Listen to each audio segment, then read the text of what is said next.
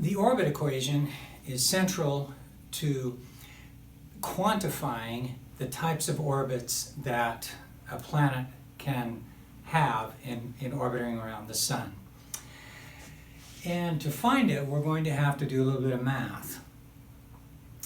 Our starting point is going to be the two equations that we derived a concept or two ago from Lagrange's equations.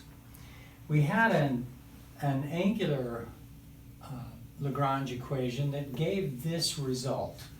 L being the angular momentum, which is constant, therefore the angular momentum is conserved, and that was related to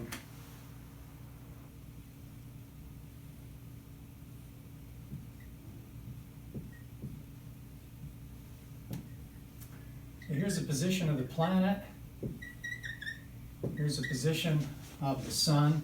Planet or comet or anything going around the sun, including a rocket ship. R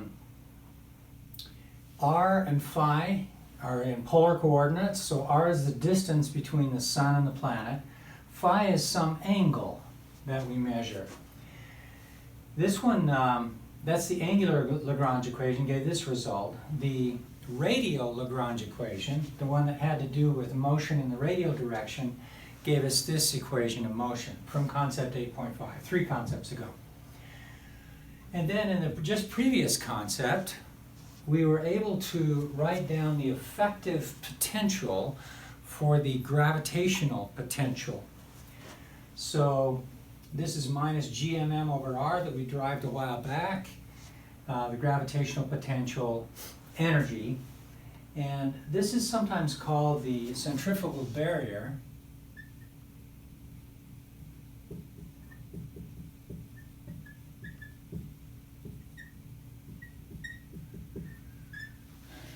It captures the physics associated with angular motion, and the hint here is the angular momentum, L. If the angular momentum is 0, this term is 0, and the planet heads right straight into the sun, or away from the sun. And this is the gravitational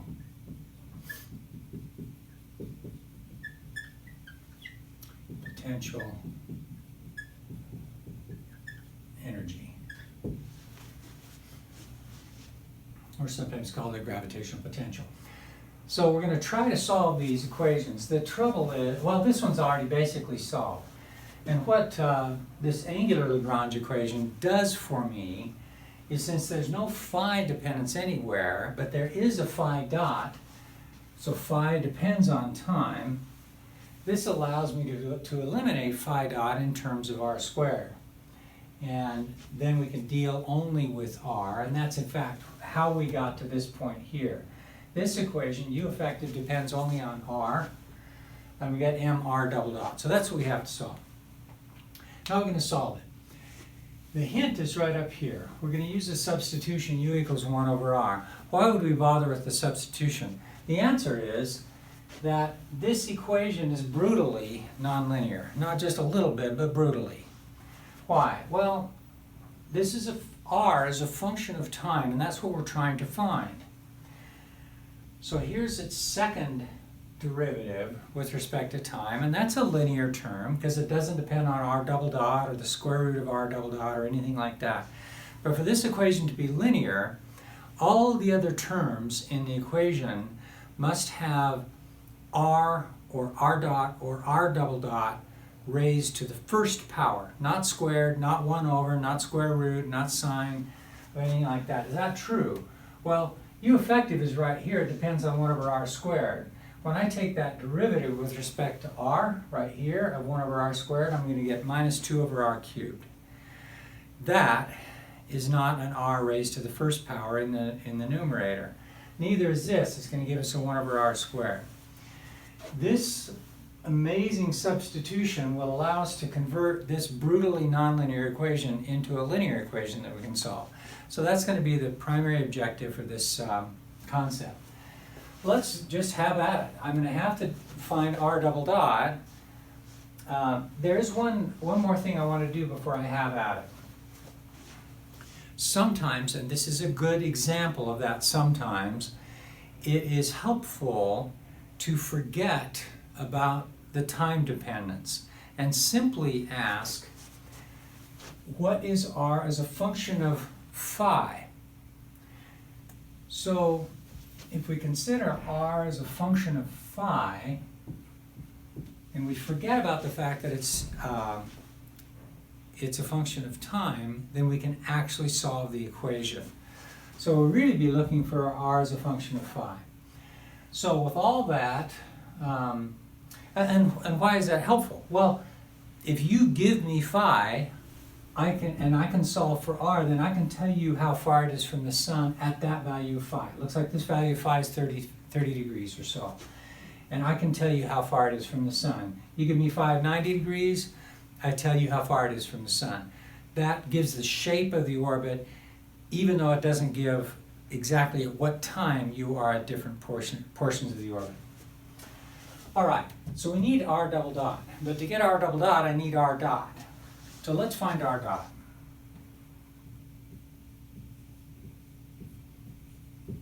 I think we can all agree that r dot is dr by dt. But if we want to consider r as a function of phi instead of t, then let's do an implicit differentiation, thinking of r as a function of phi.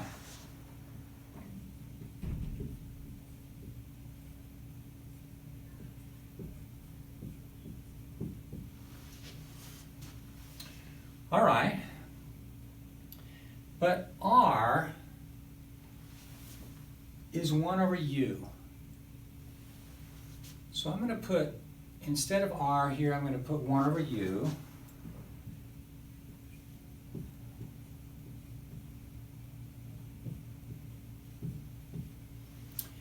Times d phi dt. Well, what's that? D phi dt is just phi dot, and I can solve for phi dot from this equation. It's L over mr squared.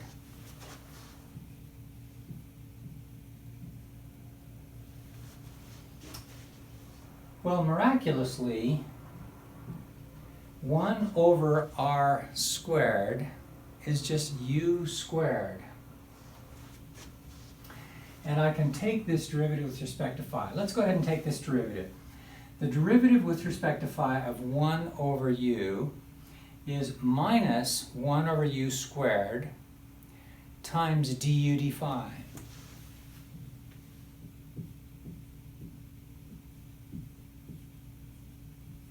Using implicit differentiation. Then this term is just L over m times 1 over r squared, but u is 1 over r. So 1 over r squared is just u squared. And lo and behold, that u squared kills this u squared. And we get that r dot is minus L over m du d phi. Couldn't be prettier. Well, that's r dot, and I need r double dot. Let's see if I have any luck with that. Well, r double dot is going to be d by dt of r dot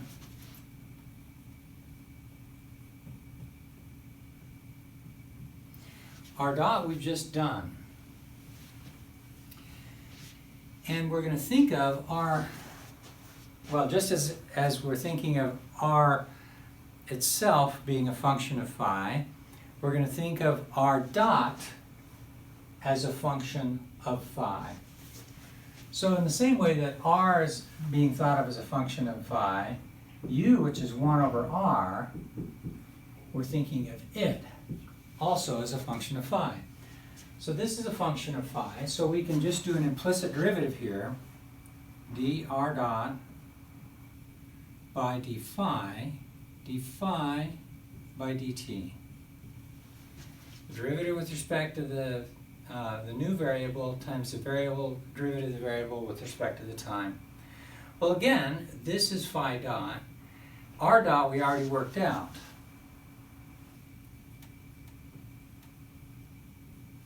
d by d phi of r dot, which is minus L over m du d phi.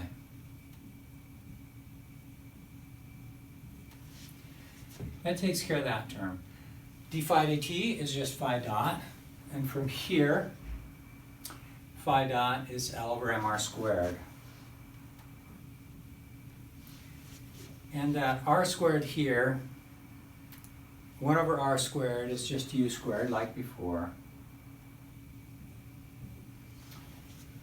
All right, let's see if any miracles have happened here. I can take the minus sign out. I've got L squared. I've got m squared.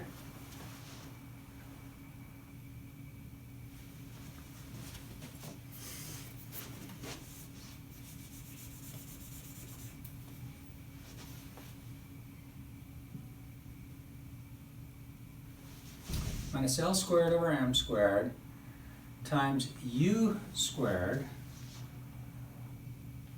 that's this term here, times d by d phi of du by d phi. Well, that's just the second derivative of u with respect to phi.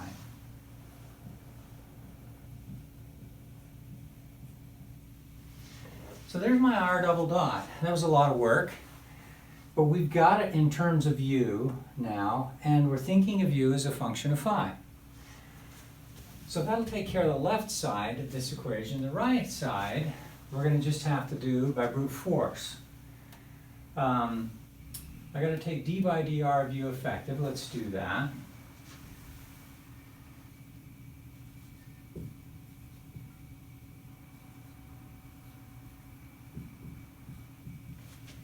That's d by dr.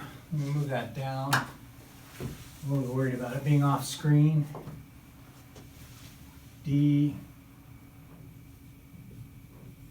by dr u effective is d by dr of u effective L squared or 2mr squared minus gmm over r. Happy day. Can you take that derivative? Yes, you can. There's a bunch of constants here, but what matters is this 1 over r squared here, and the derivative with respect to r of r to the minus 2 power is minus 2 over r cubed. And that minus 2 kills this 2.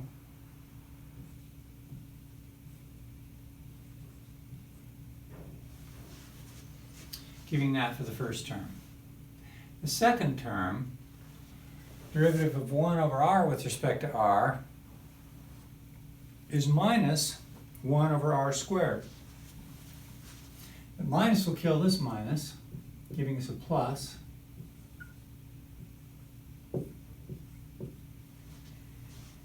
And miraculously now, we can express this in terms of u, which is what we're hoping to do anyway. 1 over r cubed is just u cubed.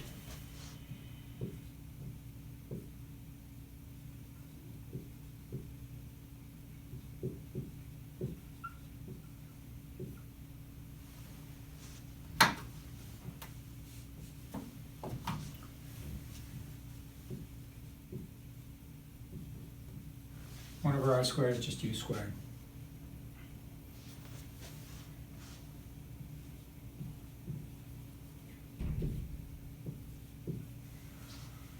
All right, this is a lot of work, but we're almost done. This guy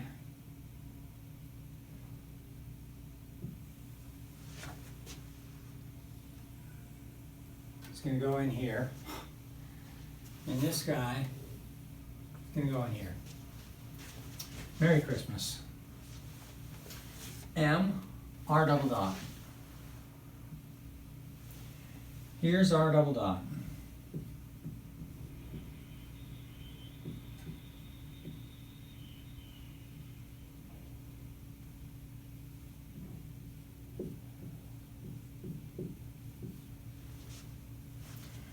It takes care of the left-hand side. The right side is du effective by dr, but we've got a minus sign there. So I have to take the minus of this du by dr.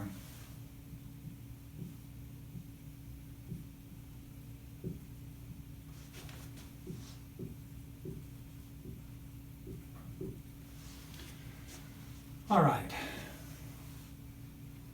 Let's see if we can simplify this thing.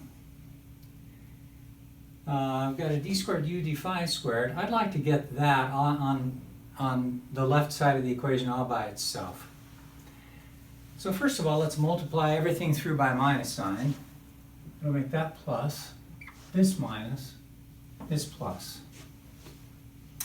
Second of all, let's divide all of the terms in this equation by u squared. Kill that. It'll kill the exponent and leave just u here, and it'll kill that.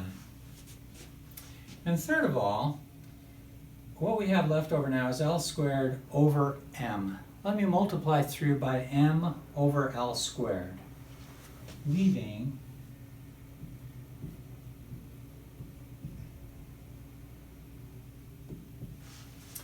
I'm multiplying through by M over L squared. Miraculously, that cancels this factor here, just leaving minus u. And then M over L squared will give me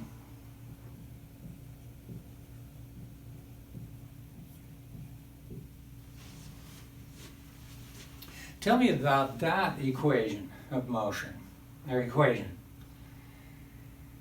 Here, instead of talking about r as a function of time, we're talking about u as a function of phi.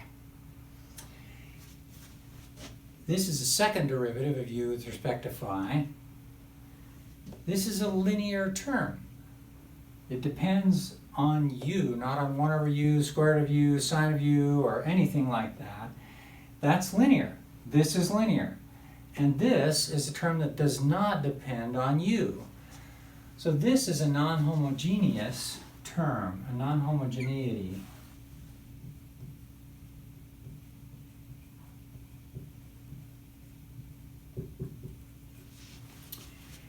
How do you solve a linear second-order ordinary differential equation that's non-homogeneous? And the answer is there are going to be two solutions. The general solution, for which you set the non-homogeneity to 0, and you just solve this part of it, and the particular solution, for which you take into account the non-homogeneity. So for this part of it, for the general solution,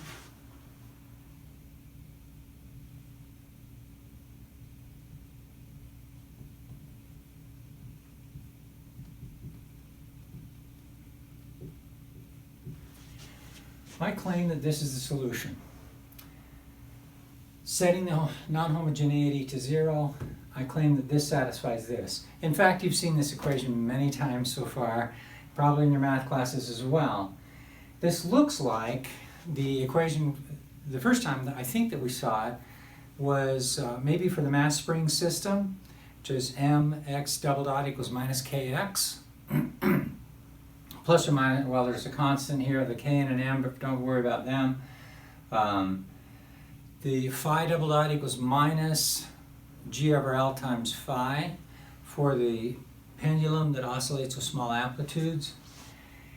Anyway, what you have is a second derivative, a minus sign, and then maybe a constant, and then the function itself. And that's what the solution is. You can verify it by just taking two derivatives and plugging it in here. That's the general solution.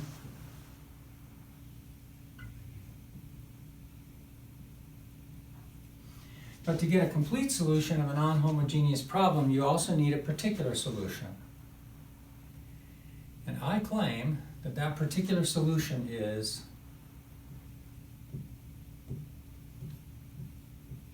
this. Prove it. All right?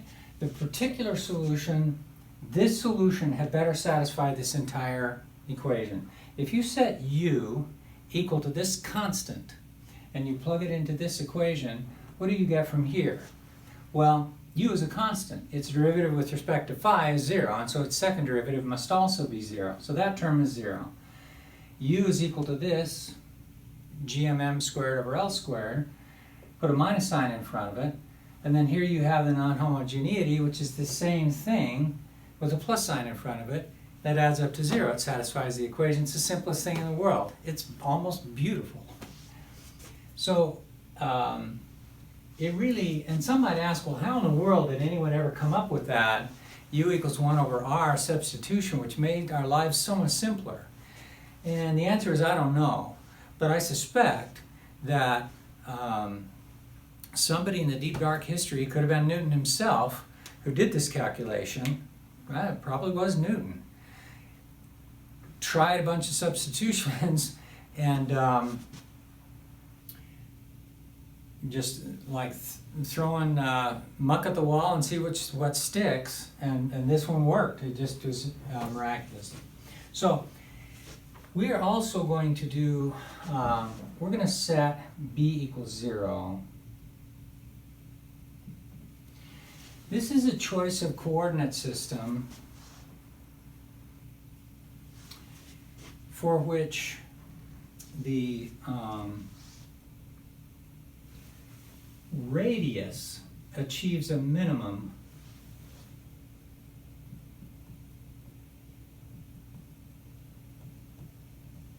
where phi equals 0.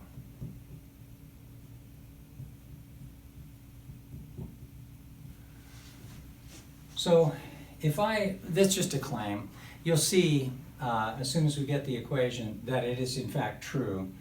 But it's basically a choice of coordinate system so that where phi equals 0, we're talking about the x-axis, r reaches its minimum value. Okay? So that choice of coordinate system means that is 0. I'm also going to define a lowercase c to be the inverse of this guy. L squared over g m squared. That's a definition. C, it's a constant. It's a known constant.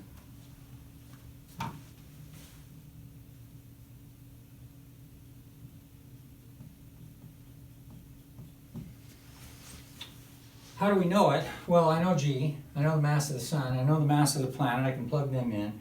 And based on the initial conditions, whatever initial conditions I choose, I can sort out what this angular momentum is, what the initial r is and the initial phi dot. So it's known as well. So C is a known constant, and it's a length, measured in meters. How do I know that?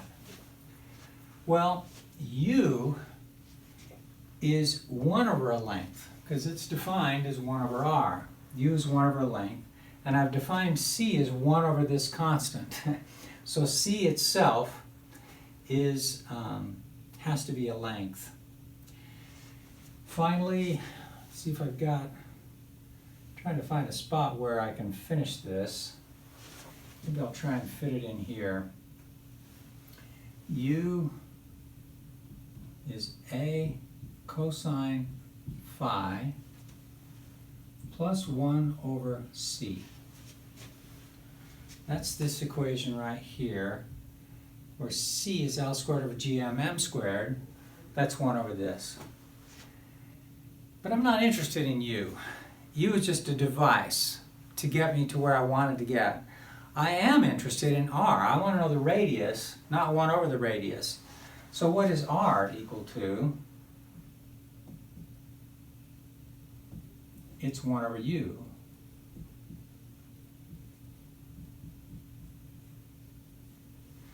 There's my r.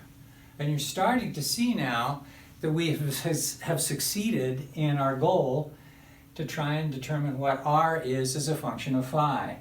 There it is. It's a function of phi. We're going to make it a little bit prettier. And we're going to make it prettier by multiplying the numerator and the denominator by c. So that will give us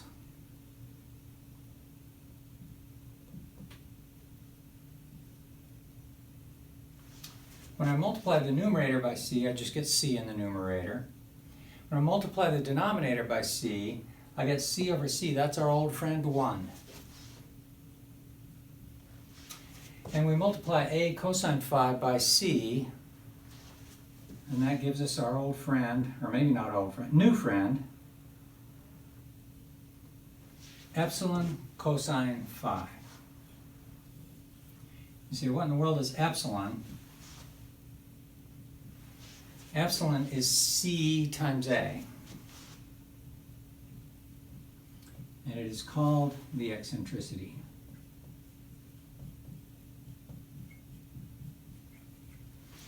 It's a unitless number, and it is an unknown constant